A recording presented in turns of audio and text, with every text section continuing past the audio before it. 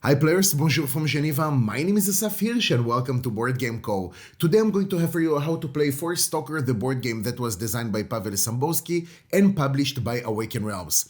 As always, if you enjoyed the video or appreciate the explanation, feel free to check out my content on Easy Board Games, a link will be added down below. Ready to see how it goes? Slava Ukraini, let's get to it. Alright guys, so welcome to the zone. Stalker the board game is taking place in some sort of a parallel universe where other events have took place around the Chernobyl nuclear power plant that unfortunately had an accident somewhere in the late 80s in the Soviet Union, where we can find Ukraine today, just north to Kiev. In this game, the players will take the role of stalkers, which are explorers, bounty hunters, and adventurers roaming in the zone that is the restricted area around Chernobyl. In the course of the game, we're going to meet some character, taking missions, fulfilling contract, and of course, trying to survive each and every scenario. Each mission that we have is basically built from 3 steps. The first one is the zone exploration, where we'll be able to take a new mission and also buy some equipment, for example, or just meet some contacts. After that, we're going to go to the mission itself. And after that, we're going to have some sort of an epilogue where we're going to resolve a few things and see what are the outcomes of what we have done so far. In this specific video, I would like to concentrate only in the mission phase, which is what you can see on your screen right now. Now, don't worry about any kind of spoilers. I'm not going to do any of that. And even the tiles that you can see right now on your screen are just some tiles that I took to build this, so it's not even related to any one specific scenario. So quickly, what we can see on your screen right now is divided into 3 parts basically. First of all, we have this scenario itself. That means the different tiles, the characters, the anomalies, and everything that the mission booklet is going to tell us to set up. On the left side, what we can see over here is the playmat with the different cards that we will need in this mission, or in this basically how to play video. And on top, what we have over here is basically our Stalker playing area. We have the board, the Geiger counter, and other things that we're going to see soon enough.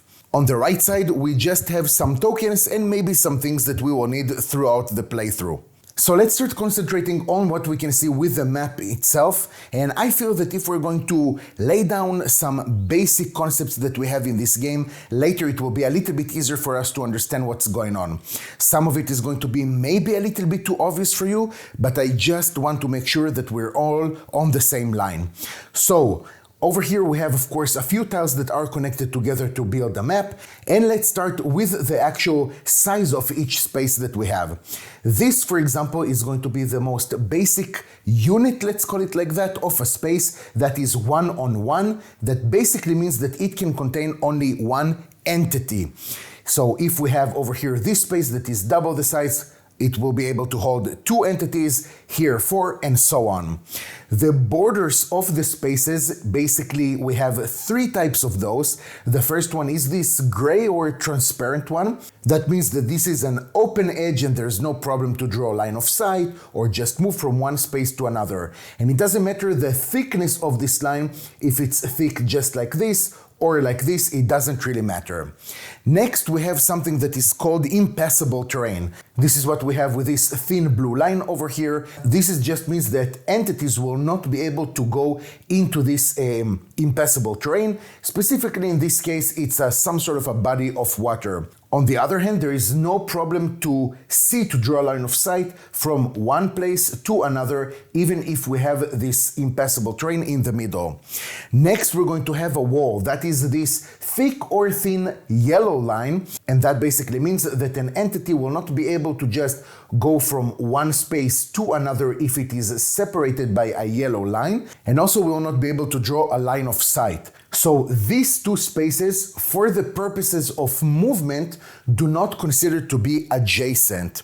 Then we're going to have something that is called a door. That is, as you guessed it, probably just this opening, let's say it like that, between 2 yellow lines. that just makes the possibility for entities to move from one space to another that is separated by it. The last thing that we have is a window, which is what we can see right over here. Now here we're going to have a small change. While stalkers and human enemies will treat them like open edges, so that means that there's no problem to even move through them, look through them, shoot through them, absolutely no problem. Different enemies are going to treat it differently. For example, the psionic enemies will treat it like an impassable terrain. So again, they will be able to look through it, but they will not be able to move through it. And all other enemies are going to treat it like walls. If we have two lines that are adjacent to each other, of course, the more restricting line is the one that we're going to take in consideration. So if we have, for example, this case right over here, right, we have one open edge on one side and then wall on the other side. Obviously, the wall, it will be the one that we're going to count on. Then we have something that is called a building and rooms. And while maybe we have one big building, that is of course what we can see with the yellow line, even inside the building, we're going to have different rooms. So now if we're taking a look at these symbols right over here that are considered to be cover, we have them over here. We understand that if we have an entity inside the room and an entity outside the room, this entity that is inside is going to receive the defense that we have over here. But if we have two entities that are in the same room, in that same space that is receiving the defense, then none of them will receive it. Also, we can see on the map these small symbols of radiation, but we're going to see it a little bit later when we'll talk about a movement, the Geiger counter, and maybe performing some actions. The next thing that I would like to talk about is the range. Now, range is always measured between two spaces, and it is equal to the lowest number of edges that are crossed between those spaces. So pay attention, range is not some sort of a straight line necessarily that I'm going to draw between two spaces. That's actually the physical distance, let's call it like that, that an entity needs to cover in order to get there. So for example, obviously the range from this space to this one is only 1.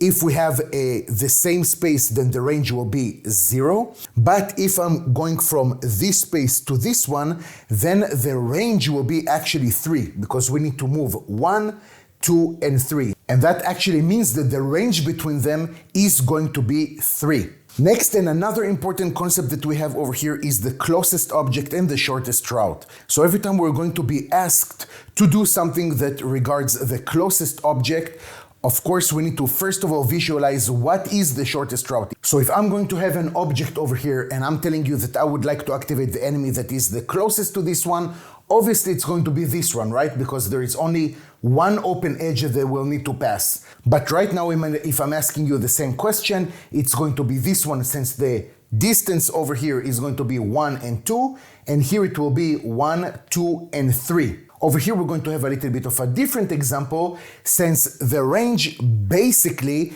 is 2 for both of these characters, right? We're going to have 1, 2, and then 1, 2. If we have a tie, then the closest one will be the one that has to pass the least corners. So corners means that an entity must change its direction before continuing the movement. And direction over here, you guys, is something that is extremely cardinal for understanding the game. So while this entity only needs to go in a straight line 2 steps, this entity over here needs to go 1 and then turn a corner, that means turn 90 degrees and continue its movement. So for the sake of the game, this entity is closer to this object than this entity. And in any case, if we still have a tie, then one of the main tiebreakers that we have in this game is that the lead stalker, that means the stalker that has this token right over here, is going to take the decision. Now, another important thing to understand, and we'll talk about it when we'll see the anomalies, is that the human enemies will always try to avoid any space that contains an anomaly symbol. That means that if we're going to have this enemy right over here, which is a human rifle bandit, and they're stepping over here and they need to reach to this space, they would actually, instead of doing 1 and 2, they are going to go all the way through the other side just to avoid any space with the anomaly symbol. But of course, if there is no other choice for that enemy, they will take the route that contains the least symbols. That means the least dangerous, but again, we'll talk about it later. But for now, just need to understand that human entities are going to try and avoid these symbols as much as possible. The next and last basic concept that I would like to talk about right now is the line of sight. So line of sight is going to determine whether two entities on the map are able to see each other. Now we're going to have a separation between the stalkers and the other entities that we have in this game. By the way, if it wasn't clear until now, entities is everything that is sort of alive in a S.T.A.L.K.E.R, the board game. So basically our stalkers and everything, all the enemies, companions that you might have in this game. The stalkers actually have infinite line of sight. So that means that a stalker will be able to see all the way to the edges of the map if there is nothing that disturbs that line of sight. For example, like a smoke token or a wall or something like that. For our enemies, it's going to be a little bit different, and we can check out the line of sight over here on their cards. Now, it's super important to understand that line of sight is basically measured only in the 4 cardinal directions. That means that if I'm looking at this stalker right over here, we're only going to check it to this direction or to this one. If we're taking a look at this enemy, then we're going to check the line of sight to this direction, front, back, right, or left. So while this stalker obviously can see this Snork enemy right over here, the Snork enemy cannot see the stalker because they are directed over there. So this is their left side. And as we can see over here, they have the line of sight of 3. So 3, that means 3 spaces, 1, 2, and 3. And when we're measuring the line of sight, we need to go 1 space at a time to understand if it is adjacent and open to the other space. So if I'm having my stalker right over here, they do have a line of sight to this bandit because this space is adjacent and open to this one, adjacent and open to this one. So now I consider all of this space and I'm going to continue in the same direction. Again, it's adjacent and open. And also these 2 spaces are adjacent and open to each other.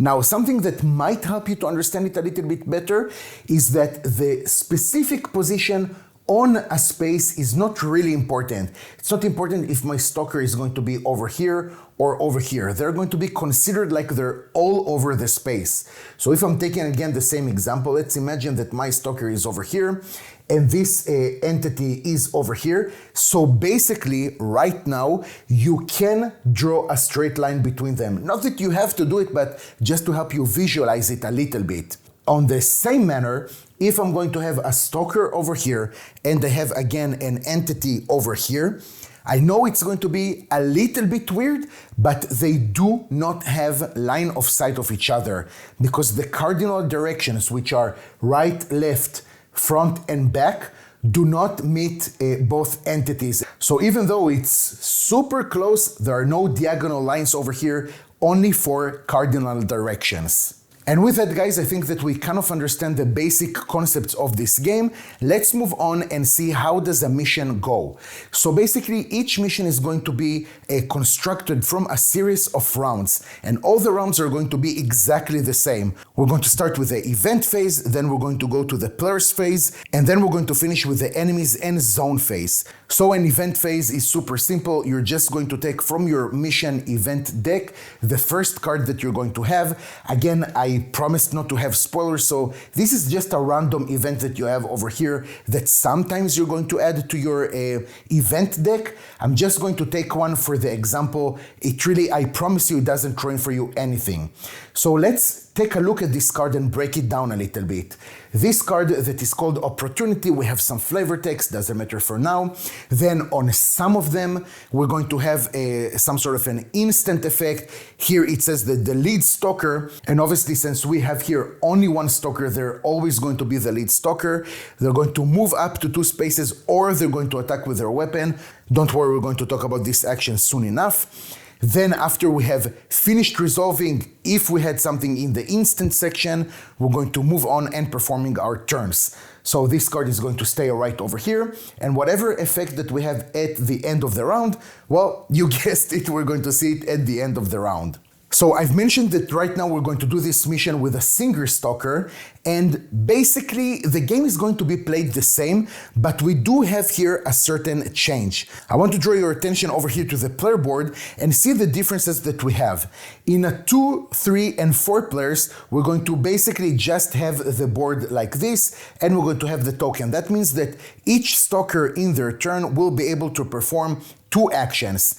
When we're going to play the solo mode, pretty much the only change that we're going to have, or the only main change that we're going to have, is that we're going to place these overlays just like this, and that means that in each one of our turns we'll be able to perform 3 actions. After we have resolved whatever we had with the event, we're going to move on to the player's phase, and that basically means that each stalker in their turn is going to perform 3 regular actions, 3 standard actions, and as many free actions as they want or can perform. Every time we're going to perform a standard action that actually corresponds to this symbol, we're going to slide this token down, and then after we're going to perform it 3 times, there is a certain conditions over here. Don't worry, we'll talk about them later also. Then if we're playing with 2 or more players, then other stalkers will perform their turn, and going back to us, then we're going to perform 3 actions again, or 2 actions if we're playing multiplayer. And after that, we'll finish with this, and we're going to move on to the 3rd phase. Again, that is the enemies and zone phase. So I think now will be a great time to talk about all the different basic actions that we have. I'm not going to cover all of the actions because there are really a lot, and that depends on your different equipment, items, the overlay cards that in some missions we're going to have, and so on. So let's just talk about the few basic actions that we have, starting with movement, of course, which is going to be one of the main things that you're going to do in this game. So movement, basically, when we want to perform it, we're going to slide one of our tokens down, and then we're going to move 3 spaces.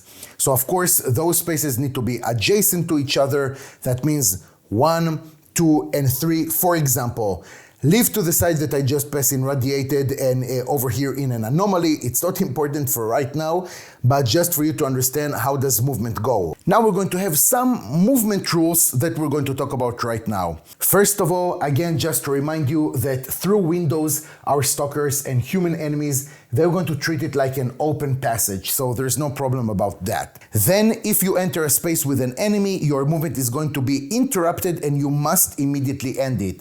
That means that even if I can move 3 times and I want to move over here and this thing is blocked, I don't know, just an example, if I'm doing 1 and 2, my movement is going to be interrupted and I have to stop over here. I cannot complete it and make the 3rd step. Then if we would end our movement in a fully occupied space, we'll need to push one of the entities to the space that we just went from, and we're going to have to start with the stalkers. So let's imagine right now that we have this case just like this. I would like to move 3 times. So I'm starting here. I move 1, 2, and 3. I want to finish my movement over here.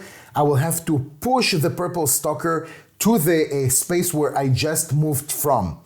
If on the other side we're going to have here 2 enemies and I decide to finish my movement over here, I'm just going to choose one of them and I will have to push them right over here to the space that I just went from. If we're in a situation that we're going to finish our movement and there is just not a possibility to push one of the entities, we cannot finish our movement over there. On the other side, I am able to move through a fully occupied spaces that do not contain enemies. In this case, since this space can contain only 1 entity and we have here a non-enemy, right? We have here a stalker. There is no problem to move through it because it is not hostile for us. Also, if we're going to move from a space with an enemy, we need to rotate this enemy to face the adjacent space that we moved to.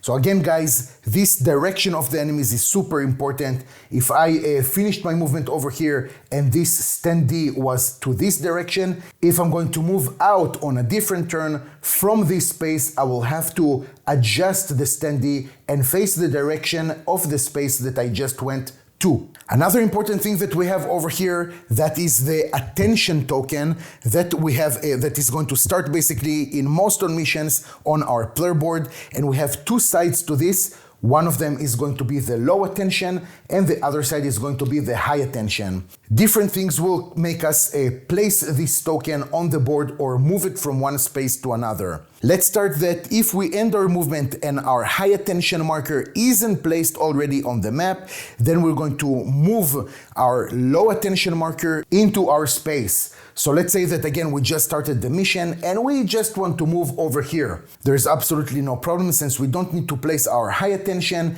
and also we don't have the high attention token already on the board. We're simply going to take this marker and we're going to place it right over here. The same would have happened if I need to move to any place that we're not in the line of sight of the enemy. So let's talk about it right now. If we're going to move through a space in an enemy's line of sight, we'll need to place our high attention marker on the first space that we're moving through that is already no longer in this enemy line of sight. So let's break it down and understand a little bit. Right now, I'm not in the line of sight of anything, right? We agreed on that before. If I'm moving over here and then over here, the first movement that I did is to move over here. Right now, I am in the line of sight of the S.T.A.L.K.E.R. As we remember, they can see 3 spaces to the left, to the right, and forward. So 1, 2, 3, we are in their line of sight. But we didn't finish our movement, okay? We didn't finish it, so we're moving 1 and 2. Since we right now passed in their line of sight, basically it's like they saw us go in this direction, they're just not sure where exactly. We're going to place our high attention marker in the first space that we are out of the line of sight of that enemy. Let's take another small example just to understand exactly what's going on. Let's say that this is the situation and I would like to move from this space over here to this one. So right now we are not in the line of sight, right? Because this is not the cardinal direction of this S.T.A.L.K.E.R. We're going to move 1, 2, and 3. We entered their line of sight, then we went out of it, and this is going to be the first space that is outside of the line of sight. So this is where we're going to place our high attention marker. If we're ending our movement in an enemy's line of sight, we'll need to place our high attention marker on our space. So I think this is already pretty clear. If we're going to start like this and we're moving only 2 spaces, for example, since we are right now finished our movement and we are in the line of sight, we're going to place the high attention marker over here. So now I would like to go back and talk a little bit about these small radiation symbols and regarding movement, of course. If we performed a movement action and we moved from to or via one of these spaces with this radiation marker, we'll need to basically take this Geiger counter and push our radiation to the number that we have. And if in our movement we passed through a few of these spaces, then we need to consider only the highest value. So again, let's say that I'm moving my token down, then I'm going to do 2 steps, 1 and 2. Even though I passed through the 3 and the 5, I'm only going to consider the 5. Then I'm going to take the Geiger counter and move it from the current value 5 steps forward. So in our case, from 0 up to 5. And basically with radiation, every time that we're going to perform an action that is going to cause us to take down our action marker, if we're still situated in this area or another area that contains radiation, we basically need to take that radiation into our Geiger counter. 2 other things that we're going to talk about movement are triggers and the anomalies, but we're going to see it a little bit later if that's okay with you. Moving on to the careful movement basic action, that just means that we're going to move 1 space and we're not going to move or place our attention token. Pay attention that we will not be able to do it if we're going to move from or to an enemy line of sight, which kind of makes sense. The next basic action is to prepare. For this, again, we're going to push our marker 1 step down, and then we're going to gain 1 focus token that is going to serve us in quite a few occasions, and also we're going to gain 1 bolt. which is what we can see over here. And in most missions, I think in all of them, but I'm not sure, we are going to start with a focus token and also 2 bolts. In this case, we just would have added 1 bolt over here, but we cannot have more than 1 focus token. Next, we're going to talk about the reload action. So we're going to talk about shooting soon enough, don't worry about it. But let's say that right now my ammunition is on 3 and the maximum that I can have, and it's written on the weapon card, is right now 8. And of course, let's say that we have a magazine that corresponds to the weapon that we're having. In our case, it's this straight magazine that we have.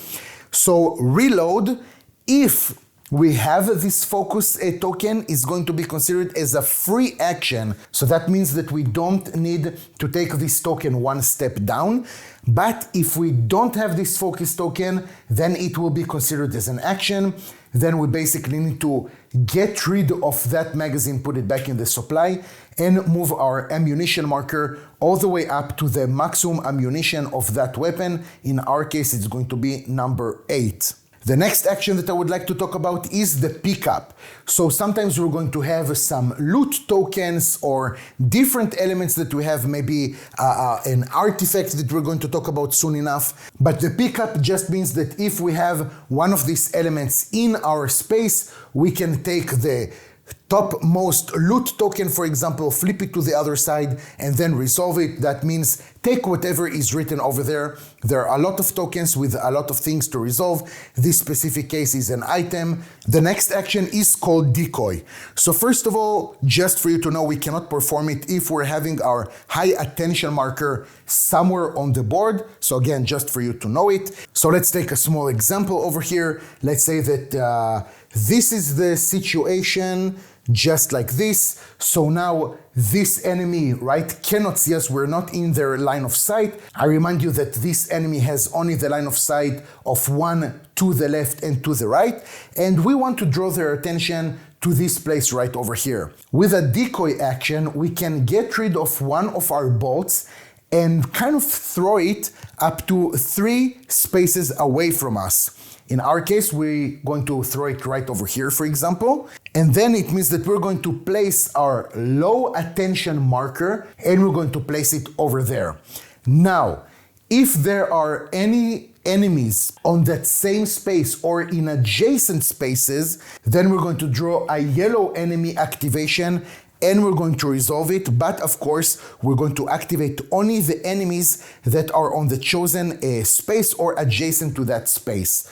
Okay, so if we have, for example, another enemy that is over here, he's not going to be affected at all by this token or by this action of the decoy that we've just made. How we're going to resolve these enemy activation cards, we're going to see it a little bit later, further down the video. The last thing that we will check after the activation of all the enemies in the same space or the adjacent spaces is if any enemy has a line of sight to our attention token, we are going to take this attention token and move it 1 space closer towards its owner. So basically, with everything that we have learned so far, we already know that if we're going to move into a space that contains an enemy, we're going to stop over there, unless we of course finish the movement and it doesn't matter. So either we're stopping either way if it's interrupted or not. And then immediately we're going to place our high attention marker on that same space. The next action that I would like to show you is called knife. So in this case, what we can do is to attack silently an enemy. We're going to take 3 green dice. We're going to choose a body part that we want to attack. I'm going to go into more details about attacking a little bit later, but for now, just trust me on this. And then I'm going to try to do something to this entity. So let's say that I'm aiming to the head, right? Because I want to kill this entity. I want to roll the dice. And I have over here, wow, this is a sweet example. And we have over here 7 stars. So 7 stars means that the enemy is going to receive a -1 hit point. So when we're going to place this token, we can see that they have only 1 hit point. And that means that we have managed to kill this enemy with 1 really nice movement of a knife. And if that happens while we're performing this action, we're going to lower the attention that we have. So that's pretty sweet to go from red to yellow.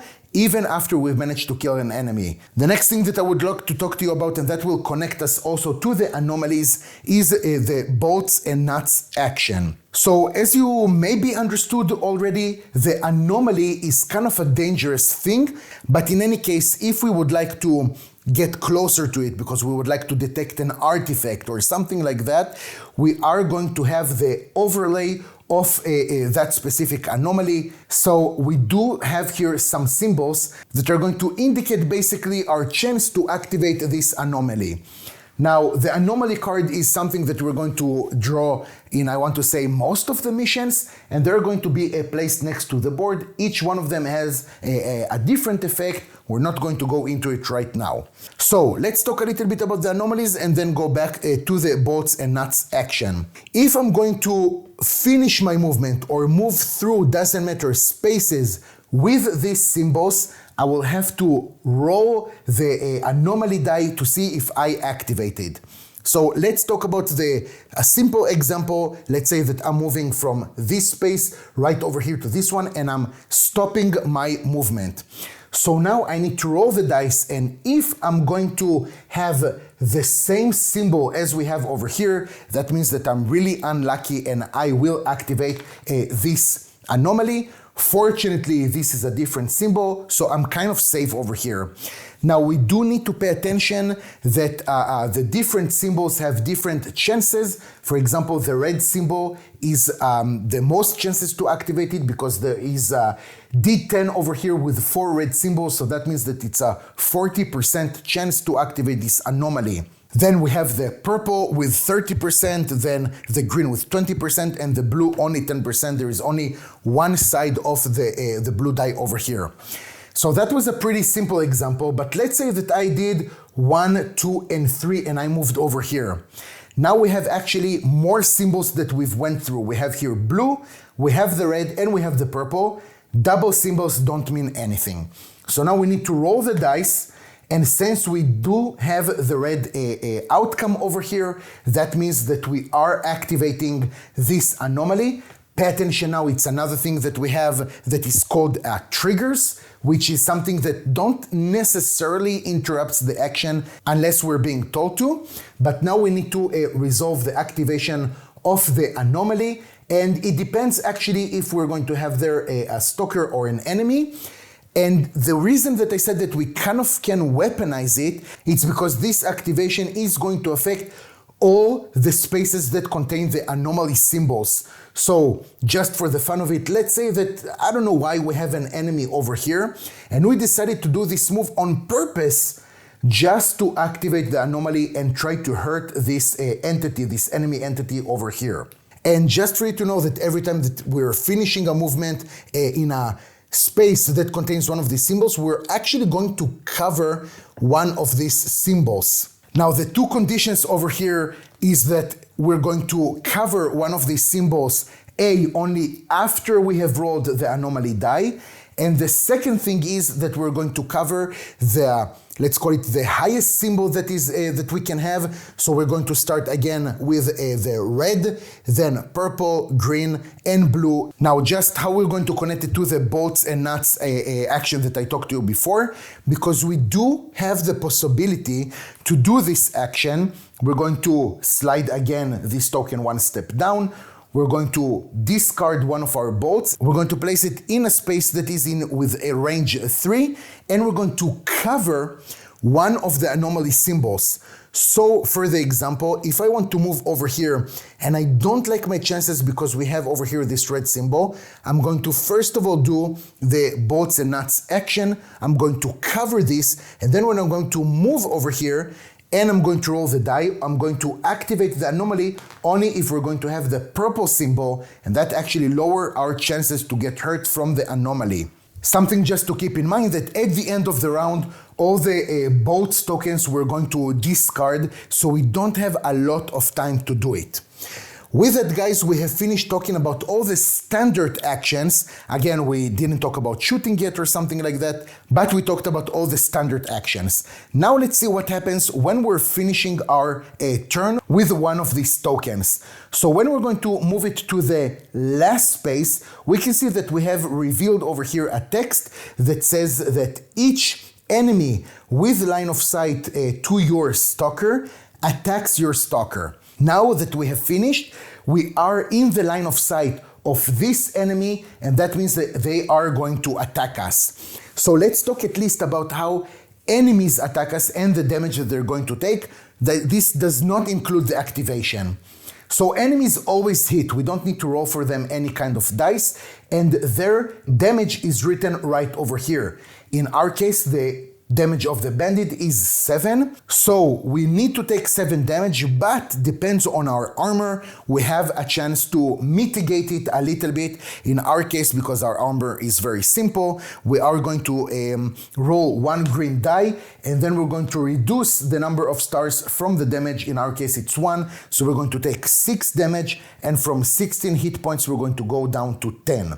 So this is just something that happens over here when we're finishing a turn and revealing this text. The next thing that I maybe a little bit kind of forgot to talk to you about, because we already talked about anomalies, is the detecting an artifact. Most of the time what is going to happen is that at the beginning of the mission, we will be instructed to maybe put an artifact underneath the standee or the miniature of our anomaly. So if I would like to detect an artifact, and we have different detectors, again, I don't want to ruin for you, this is the basic one that has to be in range of 0. Range of 0 doesn't mean that we have to be in the same space as the anomaly. We have to be in the same space as one of the symbols of the anomaly. So let's just imagine for one moment, okay, that we're going to take our turn again. With one action, we covered this. Then with a second action, we did 1, 2 to move over here. Then, of course, we need to roll the die to see if we activated the anomaly. So far, so good. And then I want to detect the artifact. So this is a free action over here with this card. And now what I'm going to do, I'm going to roll the die, and we can take the artifact that we're having, so from underneath the anomaly, and then we have to place it on top of one of the symbols that we just rolled. So in our case, unfortunately, it will have to be over here. Don't worry about it. We do have the focus token that in, I want to say, most of cases, we can discard this token to roll this die again, since this is really not comfortable. So let's roll this die again, and we have the purple symbol, which is much more agreeable for us. So now we can take this token of the artifact and place it on any one of the symbols that correspond to what we have now just rolled with the die. So we can place it either here and cover this symbol, or we can actually place it over here in our space. Let's place it over here. I think it's going to be a little bit better. Don't forget that basically we need to put it underneath our stalker, because we finished our movement over here and we need to cover this symbol, but it doesn't matter because we can cover this just like that. So now with our last action, I would like to pick up this artifact, and then I need to start looking in the artifact deck for a random artifact that correspond to the type of the anomaly. In our case, let's say that the first card that I drew is this one, that is called Mama's Beads. And we can see that we have here a keyword that is called fire, which is okay because this is the anomaly that we have that is also a fire anomaly. Let's move on and talk 2 words about the lead stalker token over here. Again, it's very straightforward. Once per round, if you're the leading stalker or if you're playing the solo version, you're always going to be the lead stalker. You can basically exhaust this token, flipping it to the other side in order to choose one of 2 things, either to gain a focus token or to raise your hit points by 2. Not both of them, you just need to choose one. And then turning it to the other side, and in the next round, you will be able to flip it to the active side again. So now that you understood all the basic actions, I want to continue in talking about the attack that we can have. Again, we have a lot of different weapons over here. Really, there's a huge variety. Let's concentrate on what we have right now. So let's say that now we're going to start our turn again. We're going to drop this token by 1, move 1 and 2, and now we want to attack. So let me draw your attention over here to this card. We have 2 types of attacks. Both of them are going to be an action, as you can see. I would like to focus on the single shot action. So the first thing that we need to do is to take our attention token and place it on the high side where we performed the shot from, just like is indicated on the card. And also we need to take down 1 ammunition, since this is the cost of this action. Now we're going to take a look, and different stalkers have a different status, but we're going to take 2 yellow dice. Basically now we're building our dice pool, and also because of what we can see on the weapon, we're going to take another green die. Sometimes we're going to have certain attachments that are going to add to that, but this is not our case. So now we need to choose which body part we would like to aim at. We can either take a chance and aim for the head, or we can go for the torso. Since I'm not so sure what I'm going to have right over here, I'm going to try and aim for the torso. Now, regarding the weapon, we have here a few things, and the first thing that we have is the maximum range, that is 3. So yes, it's true we could have shot this enemy from here, but we have another thing that is called an accurate range. So I'm going to show you right now what does it mean. We're going to roll the dice, so let's see what's going to happen, and perfect, it's really exactly what I wanted. So we have over here 2 masks. We have mask and a star, and we have 2 stars, but pay attention that this side of the die correspond to the accurate range. So if we are situated in the accurate range of the weapon, this side of a die will be considered as actually 4 stars. So it's going to be the same as having this result. So basically now we have 4 plus 1, that is 5 stars. And we can see that we don't have here 5 stars, but we do have here 4 stars. So at least we managed to do something that is called a light wound. When we need to resolve a light or heavy wound, we're going to take the top card from this deck. And if it's a light wound, we're going to resolve what we have on the top side. If it's a heavy wound, we're going to resolve what we have on the bottom side. But I want to draw your attention to the attachment that we have for this weapon that is called a laser sight.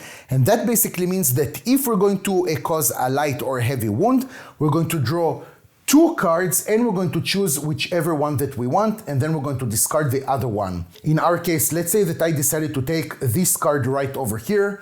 This one I'm going to discard. Don't worry, at some point we're going to shuffle it. And let's see what it says. Right over here it says if this enemy already has a pin marker, push them away. Otherwise, this enemy gains a pin marker. Okay, so this is a token that we can see right over here. We're going to place it just like this. Unfortunately, we didn't manage to kill this enemy, but we can try and shoot it again. So again, we're going to take down an action. We're going to spend ammunition. We're going to take the same number of dice. Let's see what we're going to have. And we have over here 3 stars, a mask, and nothing, so we missed. And let's take our last action and try to shoot again. So ammunition, everything. We're going to roll 3 dice. And we have over here again a miss. And now pay attention that again we finished our turn, we have revealed this text, and we are not situated in their line of sight. But just for the example, let's say that we would have been right over here. That means that right now they need to attack us, right? But the pinned status that we have over here says that if this enemy needs to attack us at the end of our turn, we're not going to attack with it, we're simply going to remove this marker. And also later we're going to talk about the same effect that we have, but with the activation cards. If a stalker has this pinned status, the only thing that this stalker will be able to do is to spend an action in order to take this pinned status out and then continue with their turn. And if we're already talking about the different status that we have, let's talk about something else that is called exposed. This is this token that we have right over here. And again, for stalkers and for enemies, it says something else. For the enemies, it says that if we're going to cause them a light wound, then we're going to resolve for them actually a heavy wound. And if we're causing them a heavy wound, then we're simply going to take 2 hit points away from them. For our stalkers, what it means is that we're simply going to take 3 more damage from an enemy's attack. After an effect has happened to the enemy or to the stalker with this exposed marker, we're simply going to remove it. But also at the same time, if an enemy or a stalker are going to move away from a space where they had the exposed marker, we're simply going to discard this token back to the general supply. And by the way, when a human enemy is dead, what we're going to do is to remove their standee or their miniature from the board, and we're going to take a random loot token, placing it in the same space. Pay attention that it's only for human enemies and not for psionic or mutants or something like that, only for humans. So by now, you guys, if we have really finished executing our turns, again, we're only going to go with a solo mode.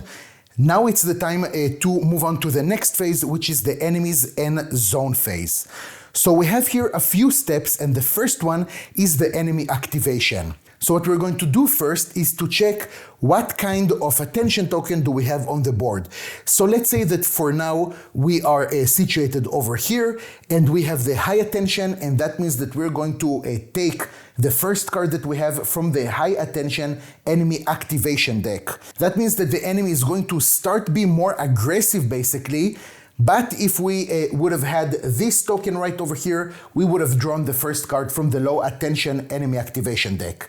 So let's resolve it and see what's going to happen. But before that, you know what? Let's check what we can see on the enemy cards right over here. In the beginning of every mission, we're going to be told what enemies do we have and which team and color they are. So here it says that all the bandits are going to be either red or purple, and they're going to be from team 1, and the snorts are going to be in the yellow color and from team 2. The colors is just for the activation, as we're going to see soon enough, but the numbers actually represents the teams, and that means that they are going to be able to attack each other. Of course, they will prefer to attack us first. Without further ado, let's take the first card, break it down and see what's going to happen. So I have drawn the card that is called Assault. So we're going to resolve it, of course, from top to bottom. With number 1, we can see that we're going to activate all the colors of the enemies, doesn't matter which ones, and we're going to move all of them up to their speed, let's call it like that, toward the closest high attention marker. Now again, since we're playing only with one stalker, we're going to have only one high attention marker. If you were going to have more stalkers, then obviously, again, we need to go back a little bit to the basics to understand what is the closest high attention marker. Now, when we need to start activating all the enemies, basically we need to start with the closest one and go further away.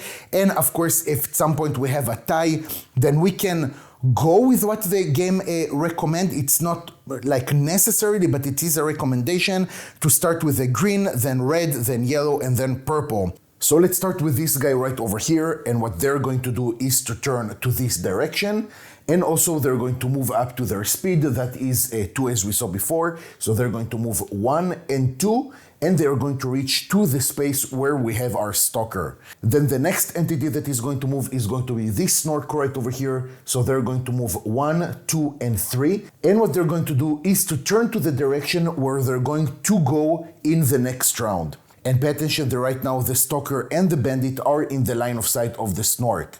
This entity right over here is going to move 2, so 1 and 2.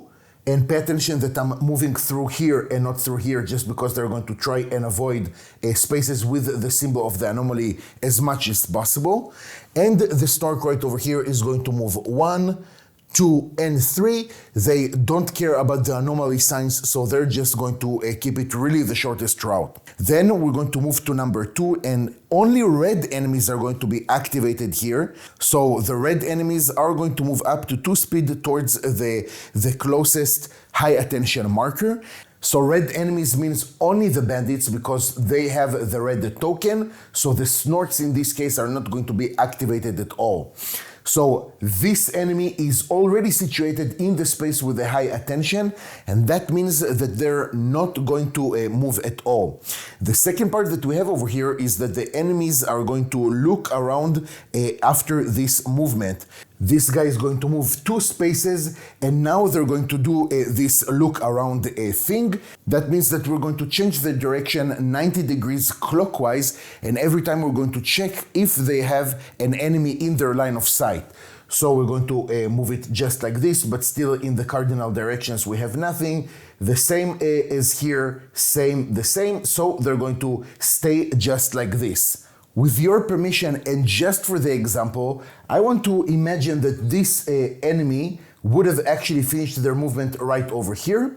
And then when they're doing this looking around, if we're turning them 90 degrees clockwise, they actually gain line of sight of our stalker. It's going to be a little bit important for us for some examples. Moving on to number 3, now all the enemies are going to attack a target in their line of sight. Red enemies are going to do 2 more damage. Let's start with the closest one. And when an enemy is attacking, basically we can take a look over here at how much damage they're going to do. Enemies always hit, we don't need to roll any type of dice for them. And the only thing that we can do is kind of roll for our defense. We're going to take the green die, we're going to roll it, and we're going to subtract the number of stars from the damage. So again, the enemy has 7 plus 2 from the card, that is 9, minus 1, that is 8. So from 16, we're going to go down to 8. Then we're going to go to the next enemy that is the closest. Again, we have line of sight, and also, unfortunately, we are in their range. So again, we're going to take the green die and try to defend. Let's see what we can do. And we have again 1 star. So again, it's going to be 7 plus 2 from the card, 9 minus 1, that is 8. And from 8 HP, we're going to go down to 0. When a stalker's health goes to 0, what they're going to do is to take one of these tokens that is called a critical injury, and they're going to place it above one of the action tokens that they have. We can place it right over here. In the next turn, if they're going to survive, that's not even sure yet, when they're going to take up these tokens, we can see that over here they will not have 3 actions, they will only have 1. But the moment they're going to heal themselves, even for 1 HP, it doesn't matter, they're going to remove this critical injury token, but pay attention that they're not going to take the action token and move it back up. It is going to stay just like this. The second time that a stalker receives a critical injury, we're just going to receive 1 more token over here. And then for the third time, if we're supposed to receive a critical injury, then our stalker is just dead, which really sucks big time. Now, if we're moving on to the snork that we have over here, they have line of sight to all the entities that we can see, both bandits and our stalker. Now, the thing is that according to the enemy attack sequence, if the enemy has a line of sight for at least 1 stalker, they're going to attack the closest one. So even though their range is 1, right, because they have the charge attack, and they will not be able to go up to the stalker, they are still going to choose the stalker as the target. When an enemy with charge has a line of sight but cannot attack because they're not in range 1, what they're going to do is to move up to their speed towards the target. So again, we have here 3, that is 1, 2, they cannot finish their movement in a fully occupied space, so they're just going to stay over here. Now let's pretend just for one moment that our situation was a little bit different, and this was the case. Doesn't matter why. So right now, the snork doesn't have a stalker in their line of sight, so they're going to choose another closest enemy. How come they're going to choose this bandit? Because they're not in the same team, so they can't target them. When one enemy is attacking another one, we can take the damage and treat it like it was stars in our roll of a dice, and then compare it to what we can find in the torso section. In our case, it's like the snork would have had 8 stars, and when we're looking over here, we can see that the closest damage that we have is actually a heavy injury. So we're just going to take 1 card and resolve the heavy injury section. If they manage to kill them, great. If they haven't managed to kill them, then we're just going to change the direction of the entities so they will face each other. Regarding this Snork right over here, if there are no targets in their line of sight, then the attack is finished. After that, we're going to move on to number 4, enemies perform their special. So I don't want to go into it too much because we have a lot of enemies that have different specials. Specifically for the bandits, what they're going to do is withdraw, move up to their speed towards the closest place with no line of sight to any target. This movement can't be interrupted, and then turn the model towards the last space they moved from. So basically it's a little bit like some sort of a tactical movement that they're going to perform, which is to be honest with you guys kind of cool. So just for the example, this enemy would have moved over here facing this way. As you remember, now they don't have a line of sight towards any enemy. And with that, guys, we finished the upper part of the card, and the bottom part says only during enemy activation step or zone and enemy's phase, just to remind us that if we're going to perform this card in any other time of the game, we're not going to resolve this. All stalkers in range and line of sight of at least 2 human enemies would have gained this pinned status. Right now, there are no 2 human enemies in the line of sight and range for this stalker, so they're kind of clear. But if this was the case, for example, then now we are answering the conditions, and our stalker would have received this pinned status that we would have put just like this. Okay, now that we finished with the activation, we're going to move to the next thing that we have, and that is the radiation exposure and radiation dosage reduction. So let me take you back to the Geiger counter that we have over here. And if you can see just below the number, we have a green die. And basically the more radiation that we're going to have, the more green dice we're going to roll. And that is going to indicate our damage that we'll need to take. So let's see what is going to happen. And we took 2 damage. After you have taken damage from the radiation, you need to take down the radiation to the next circle that we have. Let me show you how it goes. So if this is the situation, now we need to lower this until this circle. If we would have had 10 radiation, we would have rolled 2 green dice, of course, and then we would have lowered down to 7. And we're going to move on to the next thing that we need to resolve, and that is to discard some tokens from the map. That is the pin token, the bolts, and also the no visibility token. So fortunately for us, this token is actually going to go away. I kind of forgot about that, sorry.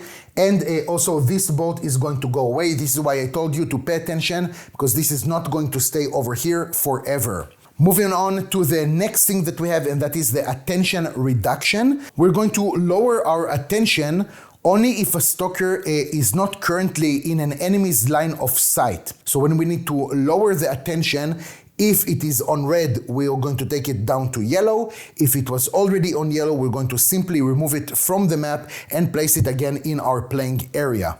And the last thing that we need to do is the end of round effects. So now I'm going to take you back to the event card that we drew at the beginning of this round, and we're going to see what we have over here. We're going to have during the missions really different effects, but the most common one, I think, is to resolve these unknown tokens that we're going to have during setup. So here it says resolve 1 unknown token from each stack of an unknown pile that we have over here. So basically what we need to do is to draw one and see what is going to happen. In this case, what we need to do is to take from the supply the same enemy that correspond to the color, in our case is the bandit rifle, and place it right over here facing the direction of this arrow. So what we need to do right now, we still have one in the supply, so that is I don't know, good, not good. And we're going to just attach it to the base, and we're going to face it over here. And now that we have resolved that, we can simply remove it from the map. And let's do the same thing over here. Let's see what do we have. And now we can see that we have a yellow enemy. So again, yellow, it's a Snork. We're going to take it and also take the standee. And we're going to place it to the same direction, which is just like this. Now let's say that something happened, doesn't matter what, and we need to again resolve this effect, okay? Let's see what do we have over here. Now we can see that we need to take a purple enemy, so again it's the same one, and place it to this direction. But guess what? We don't have any more of this type of enemies in our supply. In this case, what we need to do is to activate the nearest enemy to that token that correspond to the same enemy that we needed to spawn. In our case, it's going to be pretty simple because we already have here a bandit, so we are going to activate it, and that means that we're simply going to take an enemy activation card that correspond to the level of attention that we have on the board.